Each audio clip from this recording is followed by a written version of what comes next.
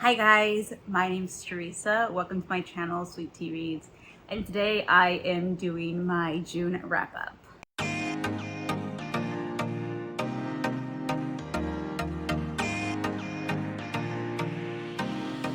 Okay, so I know I was holding up a lot of books in the intro, in the thumbnail, that's what I'm looking for. But I actually haven't read most of these books. A lot of the books I read last month were on audio, but I was holding these books up just to show. Actually, a couple of these are books I was supposed to read and didn't get to. So let me go ahead really quickly and go over my June Jurassic TBR, and I'll talk about the books that I read and didn't read and changed and all of the bits. So in June for my TBR, I had to read a fantasy, which was Once There Was by Kaius Mosef. I did read that. Then I drew a card that was a book to movie adaptation, and the plan was to read Dracula. This is an annotated version, which is really exciting, and watch the movie Renfield. But I didn't have time. I was just editing all throughout June. I did not have hardly any reading time because I was trying to catch up on my videos. But yeah, I didn't end up reading this, and so I decided to change it, which is within my rules. As long as it still fits the prompt, I can change it to whatever I want. So I decided to change it to Strangers on the Train, read that, and watch the movie. I'm still in the middle of that. Okay. Next I had biblical fiction as a prompt, which I was supposed to read 2 books for that one prompt. So I had Potiphar's Wife. I got like something sticky on the cover. I need to get that cleaned off because this is a special copy because it's signed and personalized. Anyways, I was supposed to read this and then read its sequel in Feast or Famine because, like I said, I was supposed to read 2 for the one prompt. This is by Macy Andrews. As you can see, I didn't get very far. It's because my audiobook ran out. So I have it back now, and I will hopefully be finishing it this month, but this one didn't get read. Then I had a thriller, and I was supposed to read All Good People Here, which I did read, and we will talk about that in a few minutes. Then I had Pet Pick, which I was supposed to read 70 times 7. This is by Alex Marr. I had to return it to the library. I just got it back today, so I didn't get a chance to read this. Hoping maybe sometime this month, who knows? But yeah, I had to return to the library, unfortunately, so I wasn't able to read it. And then the other one that I had to read was Muzzled by Aline Brady, and that one also got returned to the library. I had started it, but it just, I don't know. I wasn't really getting into it much, so I have to get that one back from the library and read it at a different time. And then the last one that I was supposed to read for my Jurassic TBR was a thriller, and that was The Senator's Wife by Liv Constantine, and I did read that book. So those were all the books I was supposed to read in June. Let's go ahead and talk about the books I did actually read in June. Okay, so the first book that I have to talk about, you guys, is just an amazing book. I actually read, I would say, majority of this in May, and I finished it on June 1st. But since I finished it in June, I'm counting it towards my June wrap-up, and that's Wistress by Nadine Brandes. Oh my gosh, I loved this book. This book, you guys, was a 5-star by a lot. It was definitely a big 5-star. What this book is about a young girl, or I guess a young woman, I guess is what you would consider her, named Mirth, who is a wistress, which means when she cries, her tears grant wishes.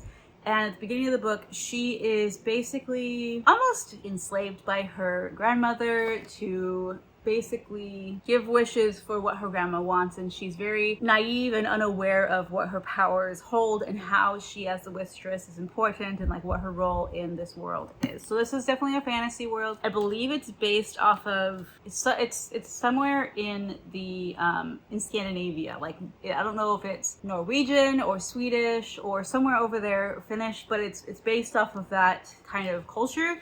As you do have ice skating in this book, and a lot of during the winter when the rivers freeze over, people ice skate as a form of transportation. So I thought that was pretty neat. So you're following Mirth, and then you're also following this other character named Bastian, who basically can stop time with the snap of his fingers, and he is commissioned by the king to go and find the Wistress and bring her back to him because he wants a wish. And there's a lot more to it than that, but yeah, that's what the basic premise is. And Mirth, I keep wanting to call her Mirth is able to kind of, you know, eventually strike out on her own and go find this well, which is supposed to be the source of all of her power.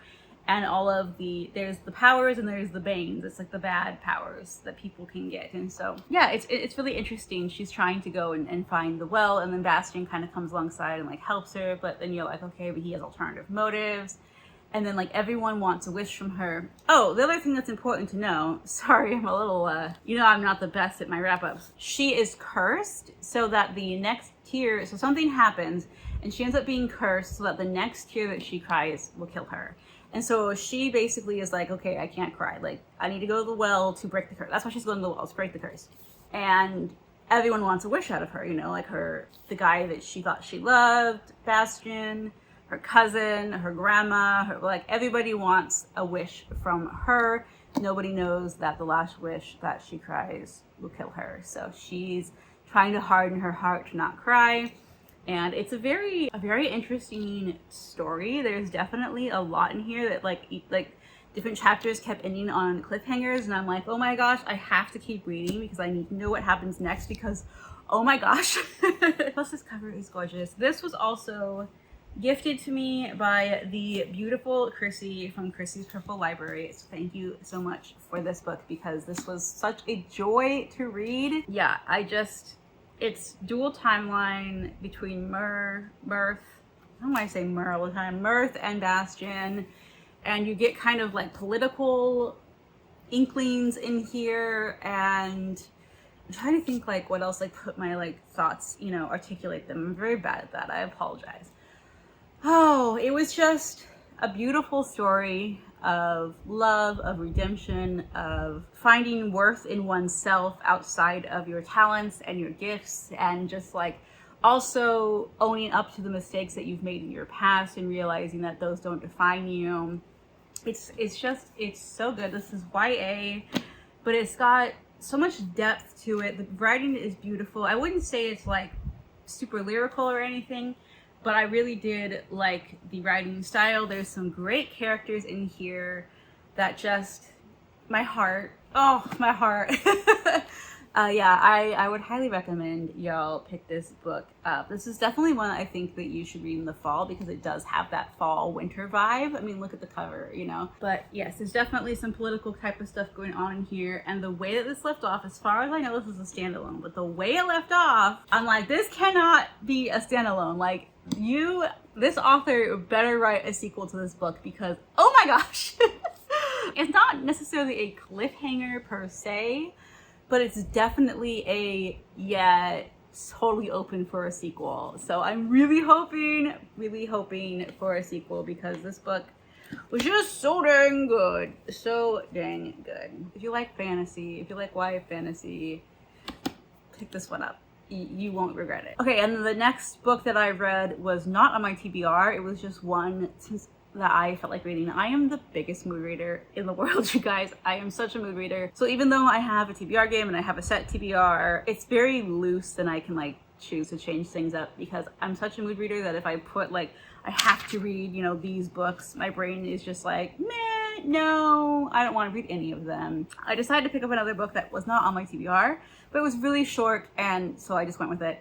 And that is Ghost 19 by Simone St. James. Now, I read 2 of her full-length books. I read The Sundown Motel and The Book of Cold Cases, I think was the other one. I wasn't the biggest fan of The Book of Cold Cases, but The Sundown Motel was amazing. It was such a good book. So, Ghost 19 is a little short story, a little novella, and I guess I just never found my short stories that I like, because recently, over the past year and a half, I have been loving short stories and novellas, and normally I just don't vibe with them. I normally just, they make me feel stupid, because I'm like, I don't get the point of this.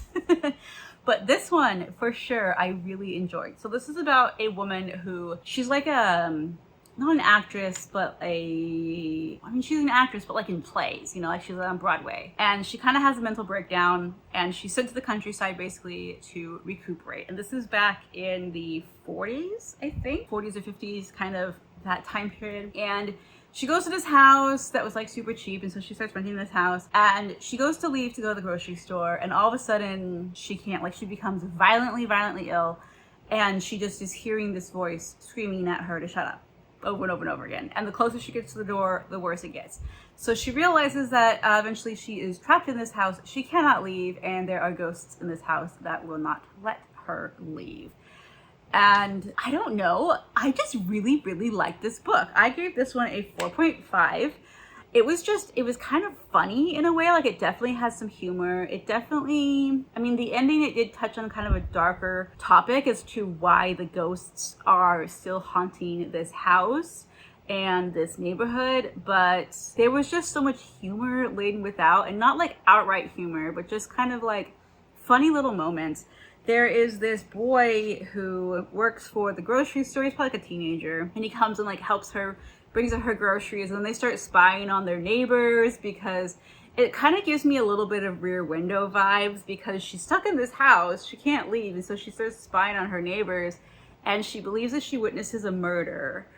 So this young boy is kind of helping her out, trying to help solve, figure out the murder, and all the while she's hearing these voices and these noises, and it takes place over a very short period of time. I mean, like, only a couple days, I think, maybe a week or two. And her real only contact with the outside world is this young boy who is kind of enamored with her. It never gets inappropriate. Like, I was a little bit worried because, it definitely could have gone that way, because the boy is like, oh my gosh, you're this famous actress, older lady, but it never gets inappropriate. She treats him with respect. I don't know. I didn't have any problems with it, but anyways, I thought it was super fun. It's, definitely a ghost story, a haunted house story, nothing graphic. Like I said, the ending, the reason why the ghosts are still there and haunting her and why she can't leave is a bit intense and kind of sad, and I guess it could be a trigger. So, if you have certain triggers, you might want to, I say look it up, but like, it's a spoiler at the same time, so just know that. But to me, it's nothing, like, it wasn't graphic, it wasn't, I don't know how to describe it. It's such a short book. It's like, how do I describe a short story without like spoiling it, But yeah, it was great. And like I said, it's got humor. It totally gave me Rear Window vibes, which is one of my favorite movies of all time. I love that story. Plus, it's like Rear Window with ghosts, it was great. So yeah, that's Ghost 19. It was a new release that just came out this year.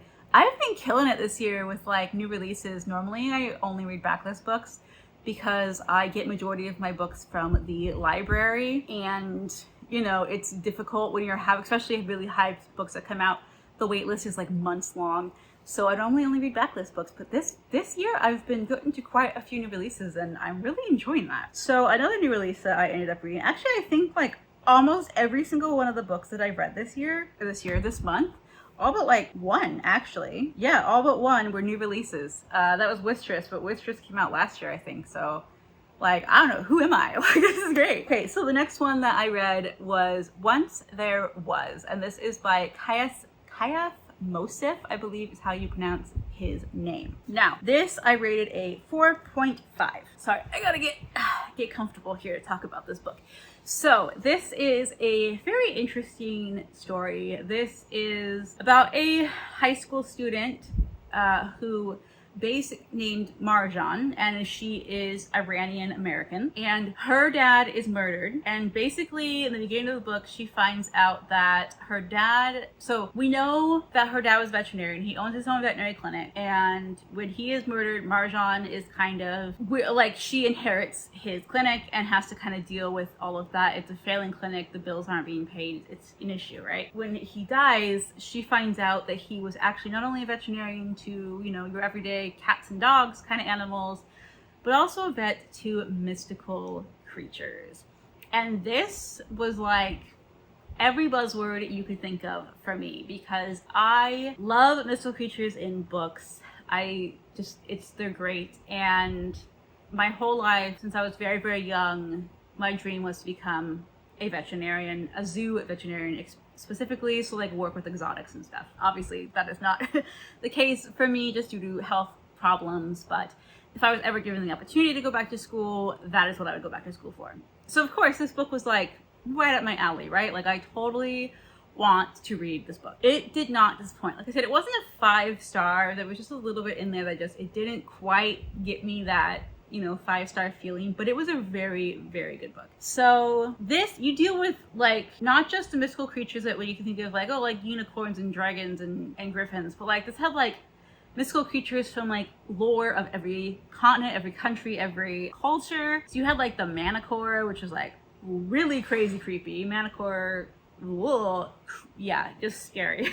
Trolls, you had fairies, you had just like everything, literally anything you could think of that would be considered a magical creature or cryptid was in this book, and it was great and I loved it. A lot of this story is kind of about like, it's a coming of age, it's about finding out who you are, connecting with your heritage, because she, as an Iranian American, doesn't really want anything to do with the Iranian side of her. Her father was Iranian and her mother was an American. Oh, and her mother had died of cancer, I believe, or car accident. I can't remember. Her mother died when she was quite young, so now she's orphaned and she's trying to like take on the responsibility of the vet clinic, and then finding out that, her father was this vet to mystical creatures, and now she has to step up and take care of him. And she's like, how am I gonna do that? I'm a teenager, I'm in high school, I don't know anything, I didn't even know this world existed. So there's a lot of anger that she's dealing with, there's a lot of hurt that her father hid a lot of things from her, and she never really connected with her Iranian family and that side of her. And I believe the author himself is Iranian American. And so part of the book, like once there is a saying, I guess, an Iranian saying. And so part of the book is you're going back and you're listening to these stories that she was told, that her father had told her growing up about these different mystical creatures, about these different scenarios. Oh, and it turns out, they're kind of true. And she and her family line have a special ability that they can help, these magical creatures. And she ends up becoming friends with a witch, and she has a 9-tailed fox. It's kind of found family. They kind of find each other and start helping each other out. And there's a love interest that I actually enjoyed that part of the story. It's just, there's just so much depth in here. You also are dealing with corporations and rich people who are trying to control these animals, and there's a lot of stuff. It goes pretty deep into politics, but like behind the scene kind of politics, so there's like these warring factions of people trying to take care of and control these mystical animals, and it goes on from there. It was really good. Now, there is a part of this book that absolutely wrecked me. I mean, like, hardcore. I almost had to quit reading. And if I knew that this was in this book, I probably would have never picked it up. Though I'm grateful I didn't know, because I really, really enjoyed the story. So this book has my one and only trigger, which is pet death. Some of these magical creatures, and actually a lot of the magical creatures that they are called out to help, actually belong to people, like they're pets, but it's more like the magical creature chose this person or chose this family and chooses to live with them. It's not like, oh, you're my pet. It's more like you're my companion, like an animal companion, that kind of situation. I'm gonna bring this forward because I feel like I'm a little far away from you guys, and of course my light turns off. There, that's much better, I think. So there is a part in this book that deals with the death of an animal, and like I said, that is my trigger. That's my one and only trigger. I lost my dog Scooter, back in 2019, and it was a extremely traumatic experience for me. When I say extremely traumatic, I mean that my counselor believes I have PTSD from the situation. Now, I'm not claiming I have PTSD because I've never been officially diagnosed. I'm not just going to throw that label around because I know it's a very serious condition. But based on, how I react to the situation, my symptoms, it's very possible that I developed PTSD from the death of my dog. And again, it was a very tragic situation. It wasn't like, oh, he's old, the old age, we know this is coming. Basically, I found out that he had cancer, and almost to the minute, 24 hours later, he was gone. So this was, and he was my soul dog. He was my everything. I don't have children, and so my animals are my children, you know. It was a lot. So anyways, I've never enjoyed reading books where the animals die because I just am such a huge animal lover. It's always been sad for me, but now it's actually trauma inducing. So yeah, it was very emotional. It was very difficult to read. I was able to push through it. But I do have to say, though, I have to say this, that I am very grateful to this author because they handled it in, I think, the most respectful, beautiful way that it could have been done. It was done in such a way that respected the animal, respected the people, respected their grief. It was done in a way that was peaceful, was for everyone involved, and just a very, very beautiful, as much as that can be, you know, I say beautiful, but like really it was done in a very respectful, kind way. And so I don't think that you could portray this any better than what this author portrayed, which was also another reason why it got to me so much, was because it was very reminiscent of what I experienced as far as the whole having to go through the euthanasia process. So just be aware if that is something that affects you, that is in this book. Again, I'm still glad I read it though, because it really, the whole story itself up to that point, even with that, is such a beautiful story and has a lot to teach you about culture, about family, found family, life in general. I don't know, I really enjoyed it, but it wrecked me hard. So yeah, that was that one. Okay, and the next one I read, I had a really good reading month outside of one book, but we'll talk about that in a minute. The next one I read was The Senator's Wife by Liv, with a V, Constantine. And this is actually a sister duo. This is the first one I've read from them. And this book, you guys, was great. It was so good. This is a domestic political thriller. Oh, it has chronic illness rep in it, which I thought was done very well. It's about a woman who has lupus. So I don't have lupus, so I can't say from personal experience whether or not they handled it well. I had a friend who, she ended up passing away from her condition, unfortunately, but she had lupus, and so kind of what I remember her going through is kind of what the author is talking about with this character. And I felt like, just from someone having a chronic illness in general, I thought it was done very well. But again, I don't have lupus, so I can't say for sure if it's, 100% correct or whatever. So just know that. But this is about a woman, and I'm not able to remember names. Basically, her husband is a senator, okay? And his cousin, who they kind of grew up together, they're almost like brother and sister, more so than they are cousins, is married to a man who is also a senator. Well, tragedy happens, and this woman's husband and the cousin are killed. And so both her and the cousin's husband are now, she's a widow and he's a widower. And basically they end up getting together and getting married because it's through mutual grief and that kind of thing. So she is still in the political world because she, used to be a senator's wife. Now she's a senator's wife again. Kind of an interesting scenario there. But she, like I said, has lupus. She ends up having to get a hip replacement, okay? So she goes to the doctor and gets a hip replacement, and they end up hiring a home aide to help her out because of her condition. Having surgery and having stuff like that can really cause her to flare and cause a whole bunch of problems. So they hire this home aide. Well, after a while, things start getting weird, and she keeps getting sicker and sicker, and things, like I said, keep getting weird. And so she starts to believe that the home health aide is basically not only trying to steal her husband, for one, because she notices things between them that are a little off, steal her career, and steal her life, possibly. So it is kind of intense. You're in her head, but then you also are kind of following the home health aide, and things are with her are interesting. You know that she has you think she may have some ulterior motives, but you don't know what they are. You don't know why she is there.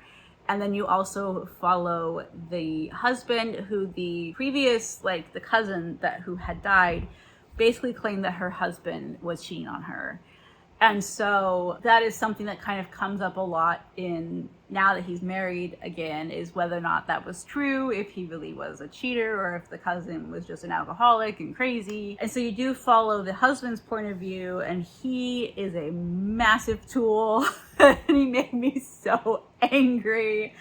Oh, especially as someone that has chronic illness. The way that he treated her, the way that, like, the gaslighting and the just the lies, oh my gosh, he angered me so much. But like, that's the point, right? He's in very supposed to not like him. He's not a good dude. And you just feel for this woman who is basically bedbound, and she starts getting sicker and sicker and fearing that it's her lupus and not knowing what's going on, but yet she's questioning things, and she's like, is it my disease? Are they trying to kill me? Am I crazy? Is this really happening? Like, what's going on? And you, like I said, you're getting these different perspectives. And I love a dual perspective. This is like at least 3-part perspective, maybe even 4, because I think you also, the mother-in-law of like the guy who died, was his mother. So it's kind of complicated, but when reading it, it didn't feel complicated. You know what I mean? Like it wasn't convoluted in any way. I definitely felt like I could understand the flow of the story, even though there were lots of different points of view and lots of different characters. It never felt jumbled to me. But again, I really like books with multiple characters, multiple point of view. So yeah, there's a twist at the end of this book that rocked me. I didn't see it coming. I was just like, holy moly. It was so good. It was such a good twist. Such an epic, I can't even say what I want to say because it's like spoilery, but like, it was so good. Oh my gosh, just a really good thriller. And I read a ton of thrillers, and so it takes a lot for a thriller to shock me because I'm a very seasoned thriller reader, right? And a lot of times I can kind of guess and things going on. This one though, it hit me out of left field, and I was just like, what is going on? Like there's something at the very, very end that I kind of figured out, but I didn't like, so I figured out like what happened or what the thing was, but how it happened, I was very unaware of and did not know. And that was the twist that got me, that I was like, holy cow, I did not see that coming. But I did kind of was able to, I guess, infer something, but I didn't know, like, you know, how they got there. So anyways, great book. Really enjoyed my time with it. Could not put it down. Read it in one sitting. Fast-paced, you know, just rich people problems, but the main character, like, she's rich, but she's like a good person, you know? Like, she has this really awesome organization, and she truly cares about others and doesn't flaunt her wealth and that kind of thing. So I liked her a lot. Hi guys, obviously this is me at a different time. I decided to go ahead and split this video up into 2 parts because I have a lot to say about the books that I read in June. I mean, it's me. I always have a lot to say, but I had extra things to say about the books that I read in June. And I would like for you guys to actually watch the whole video, enjoy the whole video. And I know there's more chance of you doing that if it is cut into 2 sections rather than one long video. So this is the end of part 1. And I guess just look forward to part 2. It's coming within the next couple of days. Thank you guys so much for watching. Make sure that you haven't already, subscribe to my channel. Give me a thumbs up. I'd really appreciate it. And be on the lookout for part 2 of my June wrap up.